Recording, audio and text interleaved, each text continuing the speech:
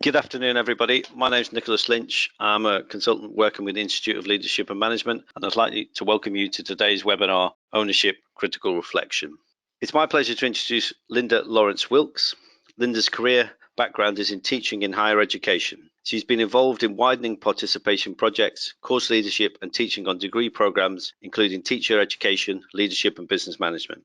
Her particular specialism is the professional development with a focus on research and reflective practice, and she published her research into teacher engagement in reflective practice in 2014. She works with various colleges and private sector organisations to support learning and development. Linda, can I hand over to you?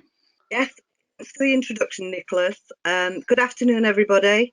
I'm Linda, and I'll be your host for today's broadcast.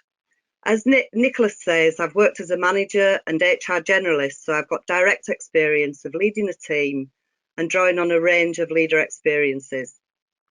This webinar will focus on critical reflection and ownership to support leadership development. The Institute of Leadership and Management identifies 5 separate dimensions of great leadership, and you can see these on screen: authenticity, vision, achievement, collaboration, and ownership. Each of the 49 webinars focuses on one of the components of each dimension, and this can highlight essential learning to assist your leadership development. You can learn more by following the Institute of Leadership and Management link shown on screen. Ownership is the 4th dimension of the Dimensions of Leadership 49 webinar series. Ownership is about how you can manage your own leadership development and practice. These are the components that make up the dimension of ownership.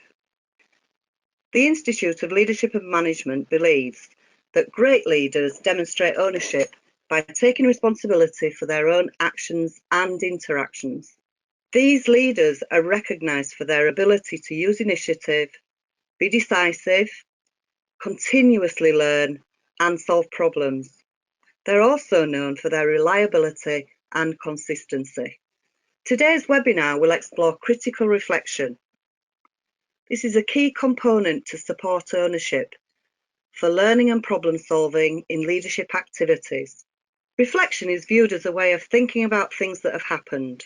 However, critical reflection goes further. It's about critical inquiry and self-analysis. So thinking about your practice, what worked, what didn't work. It requires you to ask questions and challenge things that have happened, and also to examine your own and others' perspectives and viewpoints. It means learning lessons from reflecting on yourself and your practice, but going further by drawing conclusions and taking action to make change to improve practice. Leaders demonstrate ownership by encouraging reflective practice. But why bother, I hear you ask? Because reflecting on practice and own skills and performance needs can drive performance improvements and leadership development. You can use reflective practice as an individual to evaluate your strengths and development needs for CPD, continuing professional development, or as a leader to more proactively look for opportunities to build reflective practice into existing ways of working through, for example, informal review and evaluation. I've worked with some leaders who were very sceptical about reflecting on practice. Some of them saw self-reflection as a bit woolly, introspective, in fact, too personal, and by definition, unprofessional. So there'd be a rejection of reflection as a key business tool. And some theorists would agree with this. For example, Finlay stresses the importance of clarifying the parameters of how we go about reflecting on practice, so that any self-analysis would need to be relevant to the workplace in the professional context, a professional context of leadership activities, for example. So for those skeptical leaders, that's a scenario where they could reflect on and challenge their own leadership actions. Some leaders found it difficult to recognise reflection as a business tool for learning, yet after discussion they recognised that they probably reflected on practice informally every day at work. And you can reflect in different ways to evaluate more deliberately, more systematically for learning and action by tapping into existing opportunities, such as through a debrief, informal review, an online community of practice, evaluation reports. But think about nursing. Nurses are required to reflect on their own CPD and practice, and to do this with colleagues to meet required standards. It's often been called PrEP.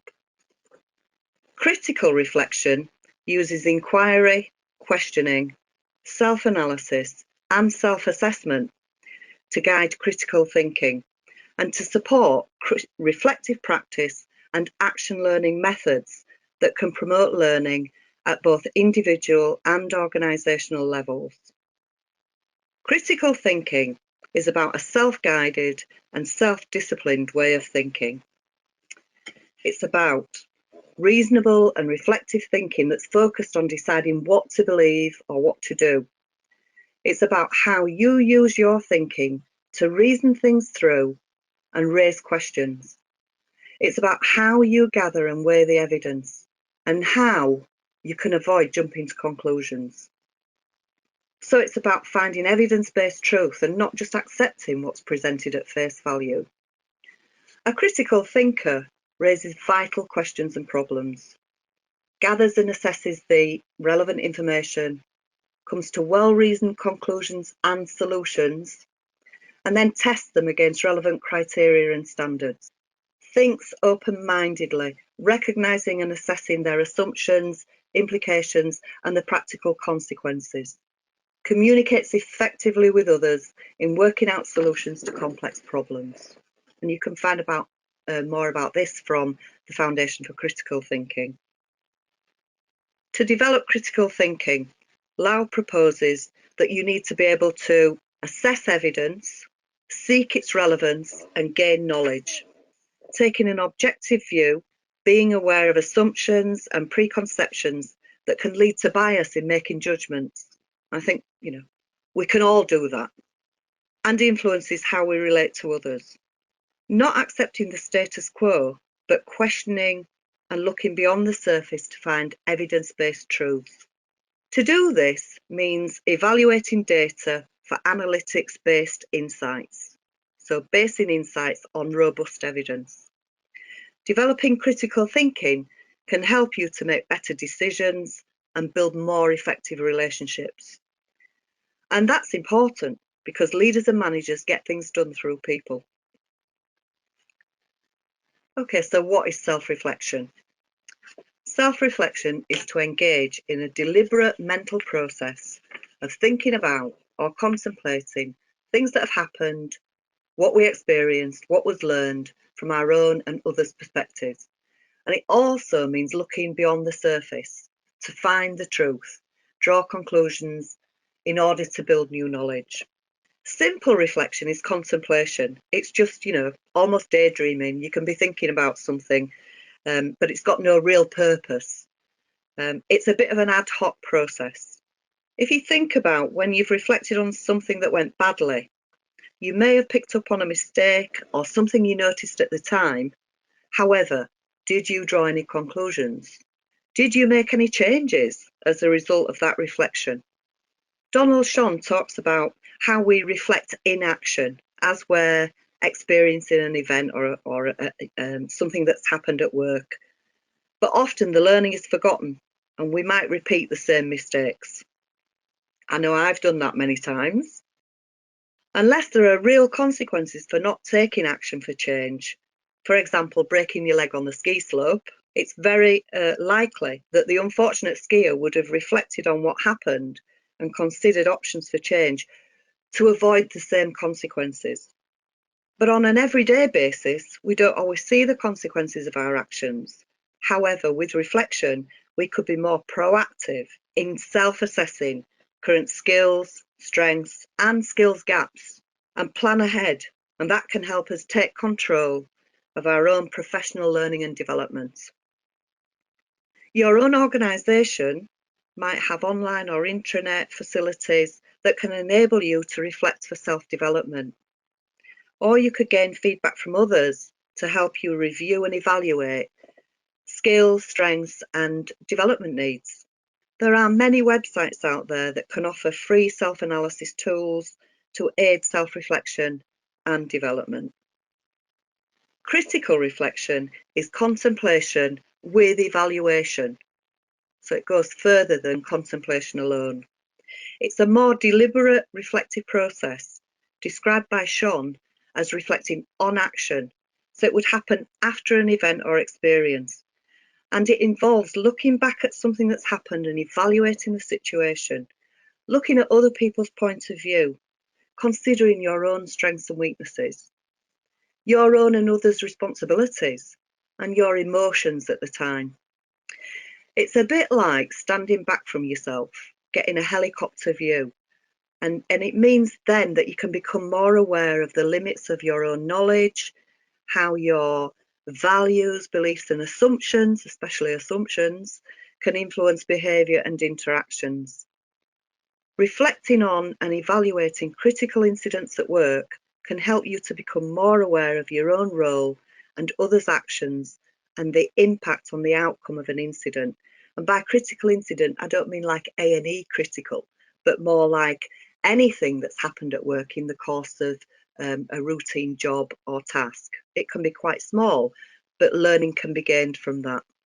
For example, in my own working experience in management, I was thinking about an occasion I had to reflect on the quality of my own delegation skills. I had encountered resistance from one member of staff to taking on any delegated tasks beyond her job description. You know, that's not my job. I've not got time for that. Yet I needed project work and new tasks to be delegated within the team to meet job targets and develop team skills. It became so difficult to tackle her resistance that I started to avoid delegating to her. Instead, I gave those tasks to team members who were more willing and flexible. And what I learned from this reflection was that while it was valuable for those people to develop their skills further, this was unfair allocation of work. It was not equitable. So on evaluating my own strengths and weaknesses, which was something I had to do and reflect on, I drew the conclusion that it was my failure to be assertive in sharing work equitably across the team. So I considered options for action to improve my interpersonal skills in managing difficult people. And in fact, I did attend a conflict management course, which was really helpful. Critical thinking or reasoning is the kind of highest order of reflection. It's a balance of reasoning and reflection used to assess and develop options and plans. It's often associated with logical reasoning and inquiry. Critical reasoning and reflection may mean taking into account the wider context and reflecting on evidence gathered from other professional or theoretical sources to evaluate the wider implications. You know, see the bigger picture. This is where you can gain analytical insights by reflecting on the patterns forming within the picture. And I was thinking about this. It's a little bit like Where's Wally or Waldo.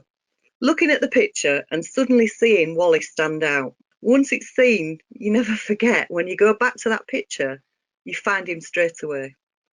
But it's like that with insight. We don't forget it, do we? And reflective practice can trigger new insights for learning. So you might investigate an issue or problem, such as through the use of a SWOT or petal analysis. You might use a professional survey, report, articles, and then reflect on that information that you've gathered to consider options for solutions. Reflective practice. So reflective practice in a working context, it's a process of self-analysis to reflect on your thoughts, feelings and actions, to understand, evaluate and interpret events and experiences for continuous learning. Deliberate or systematic reflecting on practice, doing it more proactively, gives pause for thought. It allows us to think about what happened, why it happened, who was responsible, who was involved, what emotions were involved, and what could be done differently for a better outcome. So a beginning reflector might reflect on an experience in a quite descriptive way, not really unpicking why the experience was good or bad. So there may be no learning from it or no action for change. Have you ever made a mistake and repeated it? It can be thought of as a vicious learning cycle because experience alone doesn't guarantee learning. If you think about a new member of staff, do they make mistakes? How do they recognise when a mistake has been made? They might reflect on and evaluate what happened with a colleague or manager and then check current performance against performance standards and criteria for the job role. It seems to me that it's more difficult to admit mistakes when we've been in a job role for some time. This might be to do with confidence in our role, feeling comfortable in our role and not really wanting to move out of our comfort zone to take on new things. Mistakes are often thought of by most staff as something like a crisis or failure, rather than an opportunity to learn. So you might ask yourself, are staff encouraged to admit a mistake? Is there a blame culture? What are the implications for your leadership style to encourage reflective practice, for staff to reflect on how to learn from mistakes, for improved performance, for today and tomorrow's job needs, maybe more importantly for tomorrow's job needs, in a competitive working environment? Thinking about the role of emotion in experiences, emotion drives behaviour, and this suggests the importance of reflecting on emotions and their impact. An example that springs to my mind is I worked with a governor in custodial services, and we were working to develop reflective practice. And he had an insight into his own leadership practice when he considered the team debriefs that he held after incidents occurred involving offenders.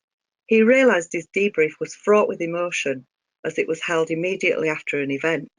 So he decided to hold a second reflective debrief a week later so that people could reflect on the incident when their emotions had cooled down a bit. This would help them to gain a more objective view of the situation and the staff reactions during the event. He called these two team meetings hot and cold reflective debriefs, and I really like that because hot emotions and then cooler, more objective emotions. He found the second debrief to be more rational and objective in considering what was learned about how staff handled the situation and their own behaviour and responsibilities. It's very easy, isn't it, when we reflect back on something to say it was the manager's fault, it was colleagues' fault, it was unavoidable, without looking at our own responsibilities in something. It was more effective in coming up with ideas to improve performance in the future. For this governor, it was an epiphany, as he'd previously thought reflection was an introspective activity not relevant to the workplace. So how do we go about reflecting on practice?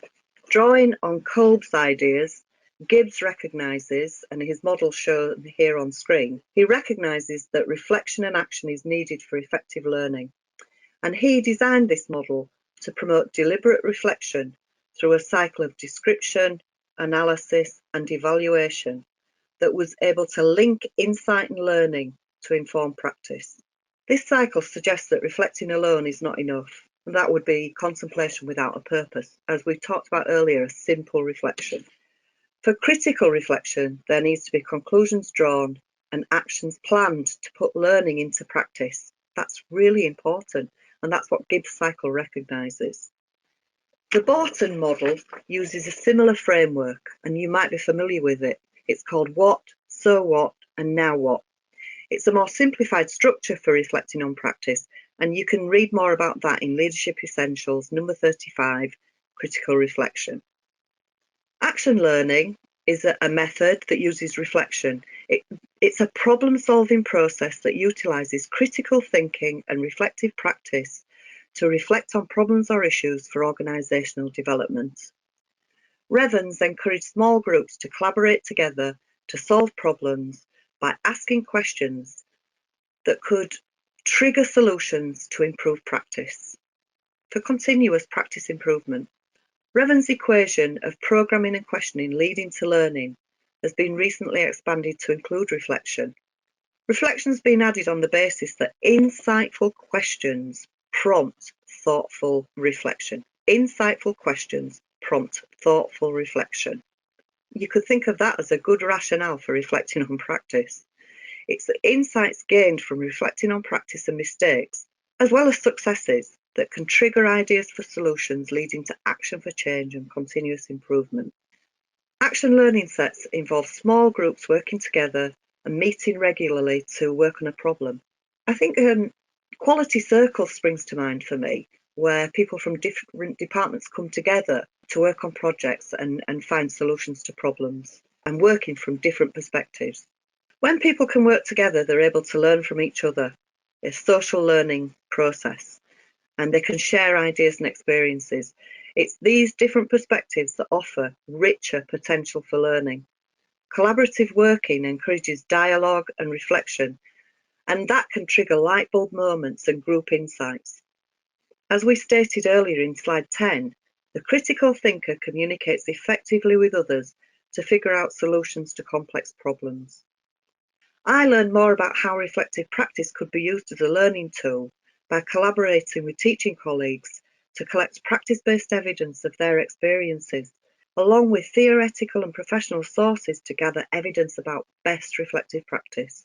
And that helped me build evidence to recommend more effective use of reflective practice as a learning tool in teaching and learning.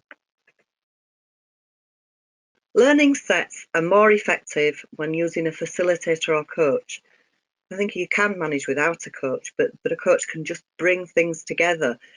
Adult learning theory, and the theorist that's most recognised is Knowles, explains that a facilitator of learning can empower others to take responsibility for self-managed learning and development of skills, knowledge and attitudes, and that would be a person-centred approach. Revans recommended using a coach to facilitate learning and take actions to improve practice and self-development. A facilitator uses empathy to support team members, and I think if you look at the work of Goleman on using emotional intelligence in leadership, empathy is a key component. A facilitator encourages questions, challenges the status quo, and tracks and evaluates progress and achievement. Finally, Luma tells us that self-reflecting and identifying areas to grow is essential for leadership development. Reflection can be used as a self-assessment tool to examine skills, strengths and development needs in order to take responsibility for personal and professional development. This can lead to more effective planning for CPD to achieve individual and strategic goals, contribute to a critical learning culture for business growth and sustainability. Here is a reading list to explore in more depth some of the business ideas and models covered in this webinar. Thank you for participating in today's webinar. For more information, refer to Leadership Essentials, number 35, Critical Reflection. Linda, many thanks. We've just got time for a couple of questions. Okay. Let me throw this first one out to you, and I think you've already started to address this, but somebody's asked around increasing critical reflection in their team. Yeah, so they want to increase that. Any tools or tips you would recommend for trying to get my team, if I'm a team leader, get them to be more use critical reflection more? Okay. Well, you can use critical reflection in teamwork by encouraging more dialogue within the team, getting them to reflect on an issue or problem, work together on that. I mean, action learning sets are great for that.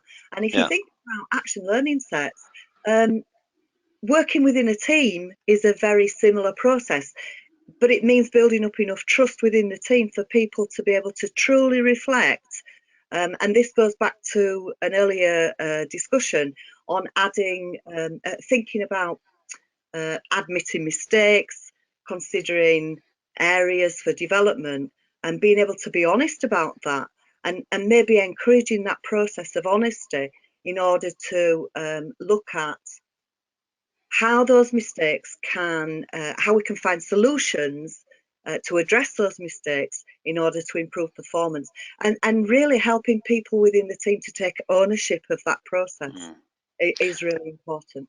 So, I mean, a lot, just from what you've said there, a lot is down to the culture of the organization, yeah, the willingness to be open, the willingness to learn from mistakes. Yes. And So just to follow on that theme, somebody said that they're from a sort of more military background, and they say that reflective practice is really ingrained there because you always debrief. You know, there's a lot of frequent debriefing around that. Yeah. And I just wondered if you could talk a little bit about organizations and what makes a good sort of I don't know if that's the right word, self-critical organization, or an organization that encourages this self-critical approach, reflective approach. Yeah. Well, I think it means moving towards a more critical culture, and a more critical culture would mean um, not a blame culture where it's everybody else's fault, Yeah. where departments are talking together, such as again action learning sets or quality circles, where different departments are coming together, understanding their interdependence and working together to solve problems for continuous improvement. That requires real leadership skills in role modeling critical reflection, in role modeling ways to tap into existing processes, existing systems and procedures to encourage reflection at all levels of the organisation, and not encouraging a yes culture. A yes culture where you're not really getting the truth. It's the people who are doing the job who know when things are going wrong, and often they know the solution as well. So it's tapping into that and working together to encourage a culture of continuous improvement. Do you find, I'm just thinking about the barriers to that, and do you find that a lot of people in organizations say, yeah, this sounds very good, but I simply don't have time to do that. Yeah, I don't have time to, add on more layers to what I'm already doing. Yeah, I just have to respond to what happens. And that's really understandable, isn't it? Because no matter what organisation people work in, whether it's public, private sector, we all struggle with finding time to do everything we have to do and meet all our targets and try and develop ourselves for the, for the needs of tomorrow. But if we don't do that, if we don't make the time to reflect, how are we going to recognise the mistakes that are made and take action to address them, to learn from the things that are going wrong in order to put them right? But not just in order to put them right, it's in order to be more proactive in looking ahead to what are the needs for tomorrow. It's really being more competitive, working in an environment where you're competing more effectively with other organisations, whether it's a product or service, that you're able to get the leading edge, if you like. And the only way to do that, and according to Pedler, you do it by becoming a learning organisation where reflecting on learning and taking action to solve problems and find solutions is the way to continuously learn and improve for business sustainability. Yeah. So I think that's the rationale for making the time. That's why you must make the time. Yeah, absolutely. Yeah. Linda, I'm afraid we're out of time. Yeah. Okay. So many thanks for your presentation and for answering our questions. Finally, just let me say many thanks to Linda for taking us through that presentation. You're welcome. I enjoyed it. Thanks very much. And with that, I'll close the webinar now. Thanks, everyone.